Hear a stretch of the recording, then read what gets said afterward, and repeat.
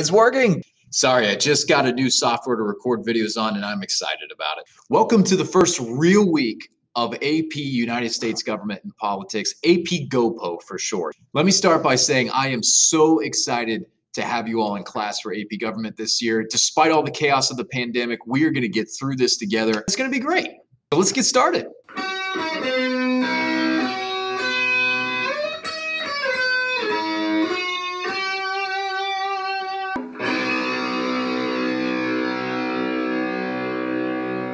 Yeah, I know that intro was probably a week one flex, but I just had to. Now, hopefully you all have your textbooks by this point. I've been running around trying to deliver them to everyone. I feel like a messenger on the Western Front in World War I. But hopefully you all have them at this point. And if you do, I want you to know that you'll definitely use the textbook, especially with all of this going on, since we don't have as much class time to talk about things. I will do my best in these videos at the top of the week to hit the main points throughout the week of the sections or the chapter that we are reading. But understand, I may not get to everything that's in the textbook, but you still need to know what's in the textbook. Like I said, we're in a pandemic, and in a typical week, I would have 5 class periods of 45 minutes-ish each day to lecture and go over what you need to know. But now I don't have time to make 5 45-minute long videos throughout the week. So I'll do my best to cram as much of the important information as I can into the video that I post at the top of the week. But you need to hold up your end and also be looking through the textbook to pick up what else is there. That's very true of college too. When you go there, often the professors will give you an exam. Half of it will be what they talked about in class. The other half will be what was in the textbook. So it's good practice for you. So we're starting with chapter 1. And chapter 1 might be a little bit of review for most of you that are seniors, but we're going to go a little bit more in depth with it too, at least philosophically speaking. It's probably a good starting point to define what government even is. So government is an institution through which a society makes and enforces its public policies. Government attempts to maintain a monopoly on coercion in a territorial area to enforce the rules and policies it makes. By the way, there's a word there that people often ask about, coercion. What the heck is that? Coercion is the use of threats and violence to get someone to do something. That's what government is. It's force. It's the threat of violence to get people to actually do things. It's also what makes government different than your school or your parents or your employer, who all have rules, but they don't have laws. You see, the difference between a rule and a law is that a law has a threat of violence, a threat of force, a coercive nature to it that government uses to get people to follow it. And government's unique in its ability to legally be the only ones that can exact force upon you. For example, they're the only institution in all of society that gains its revenue through force. I mean, think about that. Walmart can't come up to you and hold a gun to your head and force you to buy their products. I mean, that would be theft. They would be arrested, ironically, by the government. But the government can come up to you, hold a gun to your head, and force you to pay them through taxation and threaten jail time if you don't. By the way, I know what some of you seniors are thinking. Is he saying taxation is theft? He must be a libertarian. Ladies and gentlemen, we got it. It is a double standard, but it's one that everyone on the political spectrum agrees does exist. I'm not saying it's right. I'm not saying it's wrong, but it does exist. And it also helps delineate the difference between other institutions in society and government. There are many that argue government needs that coercive nature in order to actually get people to follow the law. Let's say at the end of the school day, you bust out of here on a Price Road and you start speeding down the road to get home as soon as you can. Suddenly you see blue and red lights flashing in your mirror. You get pulled over by a cop. They'll issue you a speeding ticket. In that speeding ticket, you have to go to court where a judge will often levy a fine against you that you have to pay. But what if you say, I don't really feel like paying the fine, and you refuse to pay it? Well, then they'll likely add more and more fines upon the one you already had. But obviously, if you weren't going to pay the first one, why would you pay the other one? Eventually, they're going to have to give you a court summons and say, hey, if you don't come to this, we're going to give you jail time. Then what if you say, nah, I don't really feel like it. Eventually, at some point, the cops are going to have to come to your house, knock on your door, and say, hey, come out, you're under arrest. But then what if you say, I refuse to come out? Then eventually, the cops are going to have to bust your door down, come in, and drag you out. And that's the coercive nature of government.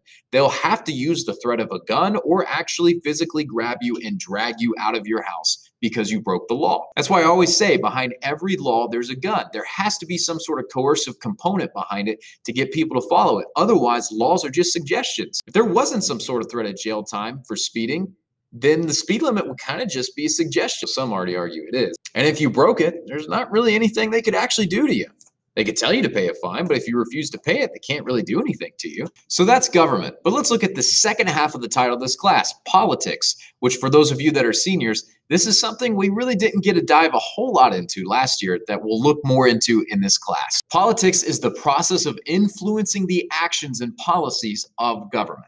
Every country in the world has a distinct political culture, and so does the United States. A political culture is a set of beliefs, customs, traditions, and values that Americans share. So chapter 1 of this class is going to take a look at those shared political values. Now, America's political DNA is rooted in revolutionary ideas from the American Revolution and even predating that, the Enlightenment period. I mean, the historical timing of our American Revolution is important because our government shows the historical residue of the ideas that were popular during that time. Just like how old photos of yourself serve as a looking glass into the horribly awful fashions that were popular in the past. Perhaps the earliest ideal that we see is democracy, or the idea that the people have some sort of power in the government.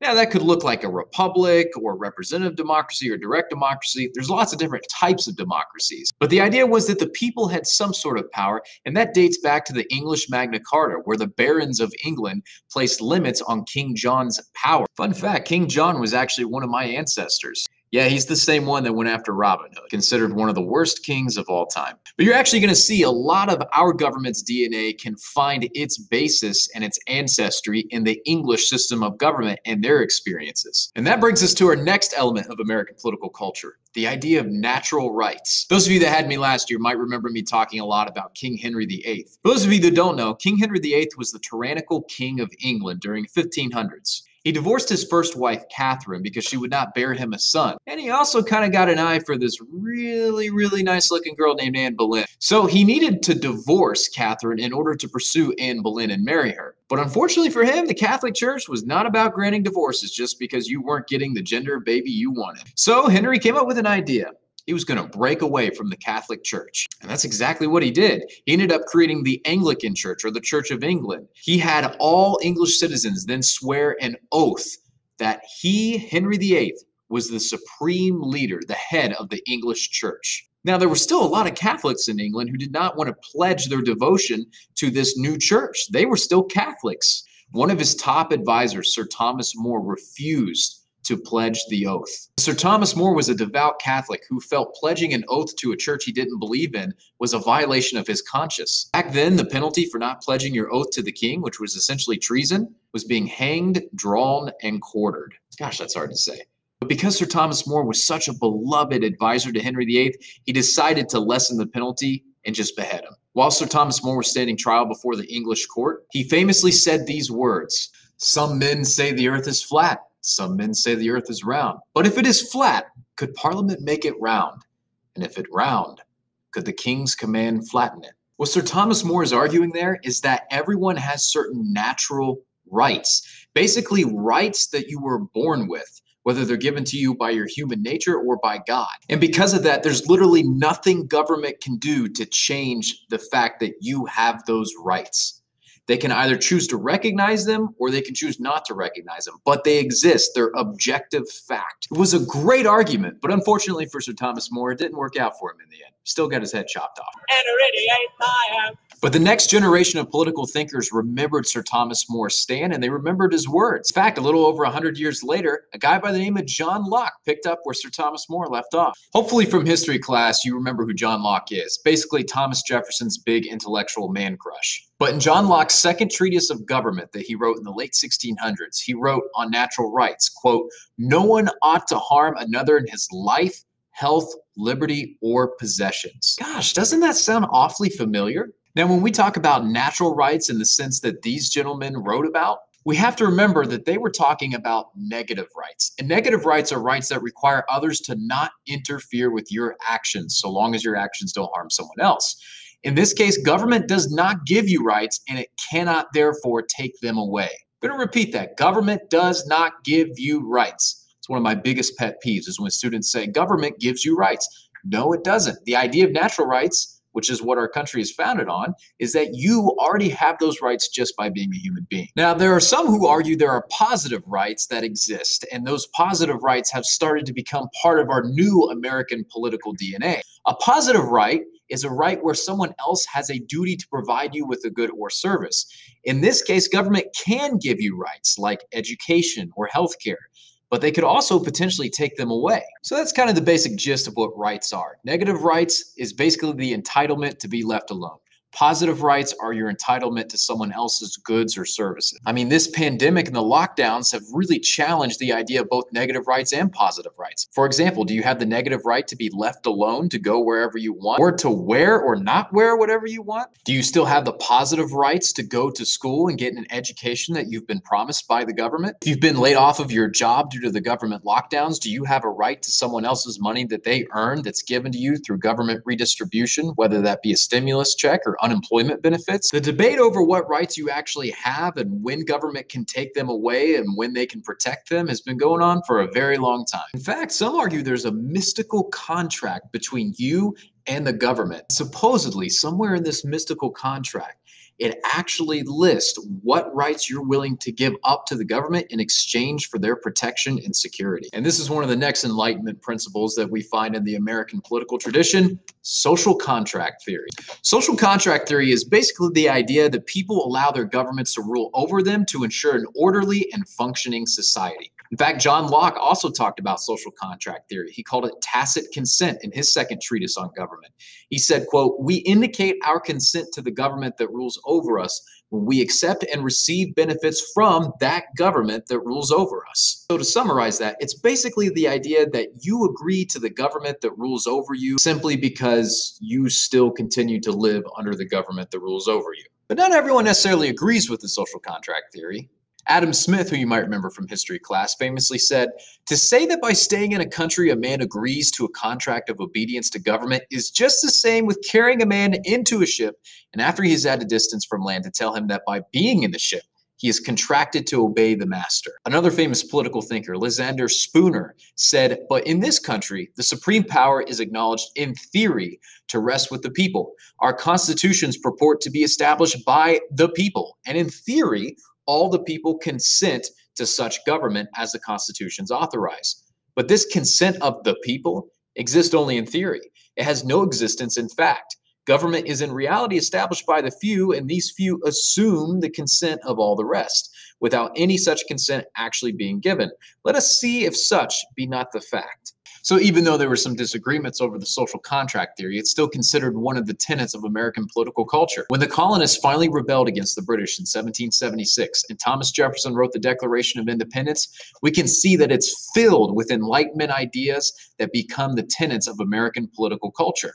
For example, Jefferson talked about inalienable rights, aka natural rights, and how they were denied to citizens. He talked about the life, liberty, and pursuit of happiness of individuals that should be self-evident under the law of nature, basically plagiarizing a little bit John Locke. He also had a long list of grievances against the King of England, arguing that the King of England was being undemocratic and was severing the social contract between the people and government.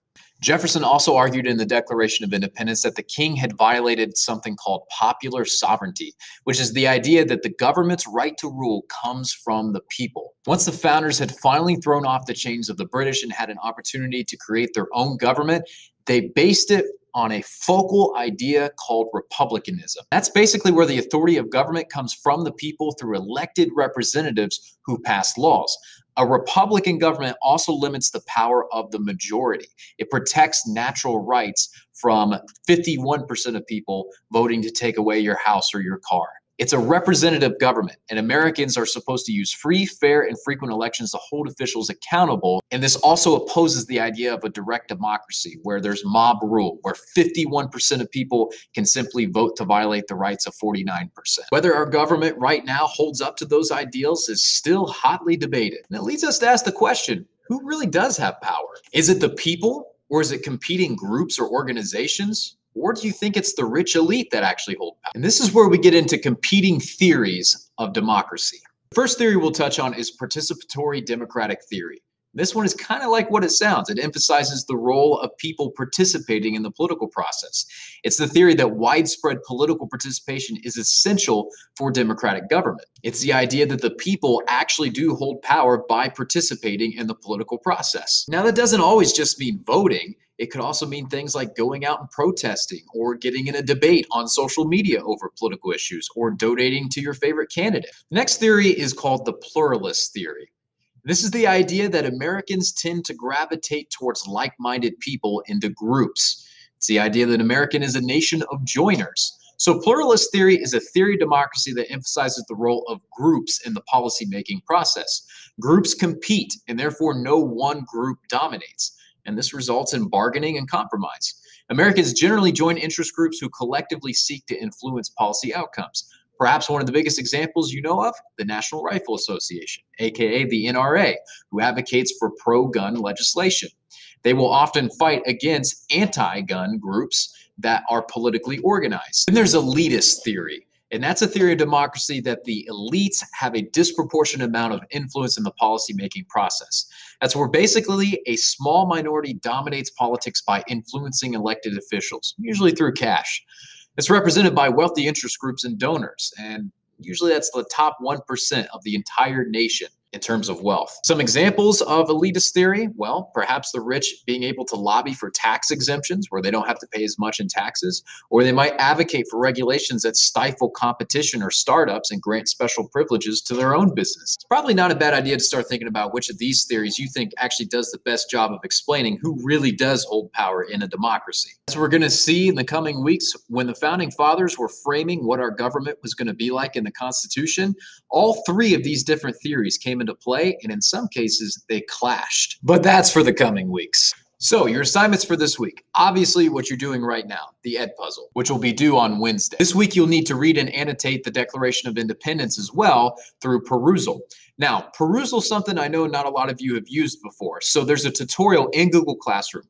If you click on classwork and you look at the topic tutorials, you'll find the Perusall tutorial there. Basically, you just read through the Declaration of Independence, you highlight parts, you can write questions, you can write comments on there, and it's almost like we're having a virtual class discussion on the document itself. You'll be able to respond to other people, and I'll be able to jump in the conversation as well. Your annotations can be questions if you genuinely don't understand a word or something. They could also be challenges to maybe some of the ideas Thomas Jefferson's talking about. You could write a comment on there if you feel you have something insightful to add to it. But your Perusall annotation of the Declaration of Independence will be due on Thursday. Make sure your annotations are school appropriate. I know it might be tempting to make a joke, especially as we read through some of these older documents, but if it's not school appropriate, don't put it on there. And since you can respond to each other, please be courteous. If you're going to challenge someone else's comment or ideas, do it in a respectful way. This is an academic setting, and that's one of the most important academic skills you can learn, is how to challenge someone, but to do it respectfully. So make sure you keep those annotations professional. Your only other assignment this week is to read and outline chapter 1 in the textbook, which is pages 5 to 17. There are 4 sections of it, and there are big pictures in there, so it shouldn't be too bad. Now, let me tell you what I'm looking for when it comes to chapter outlines. I want you to highlight the key terms and make sure you define them. You can use the definitions in the book. I want to see that you've actually summarized each section in your own words. Basically, tell me what was that section saying, but in your own words. Being able to read something and then teach it to someone else or explain it to someone else shows understanding of that particular content. Now, here's an example of a really good chapter outline. This is what I'm looking for. And here's an example of what I am not looking for. If I tell that you did not put very much work into your outline, that's going to reflect poorly in your grade on that outline.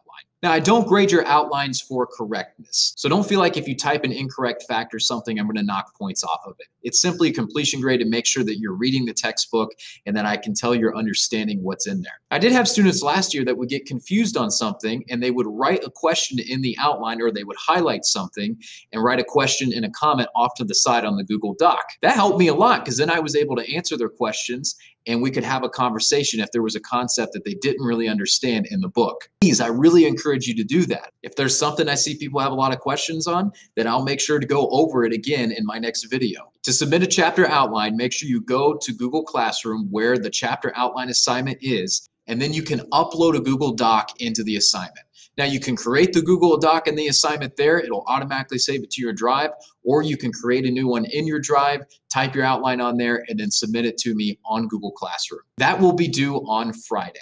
Now, I will try to keep these assignments each week as consistent as possible in terms of when they'll be due and the nature of them. So perhaps a good idea would be to knock out the Edpuzzle lecture on Monday, start looking at your perusal and add annotations to it throughout the week, maybe have a conversation with some students up until Thursday. Again, you don't have to talk to other people on the perusal. And then over the course of the week, perhaps knock out one section of the chapter in terms of your outline so that that's done by Friday. You can even work on that in your academic supports on Thursday and Friday as well too, because it won't be due Friday until later in the day. So to summarize that, for those of you that just zoned out, this Edpuzzle you're doing right now is due Wednesday. Your perusal annotations are due Thursday, and then your textbook outline on chapter 1, sections 1 through 4 is due on Friday. And that'll do it for your first virtual AP lecture. If you need me at any point throughout the week because you have questions about something or you have some tech problems, please feel free to email me. My email is jlucas@c-tech.edu. I leave each day between 3:10 and 3:30, and that's usually when I stop checking my email. So if you email me after that time, don't expect a response until the next day, which means don't procrastinate on things. Because if you email me hours before an assignment is due, there's a chance I may not see that email and I may not be able to talk to you and get back to you in time. So make sure you try to work on things as quickly as possible to make sure that they work before they are due. Have a great second week.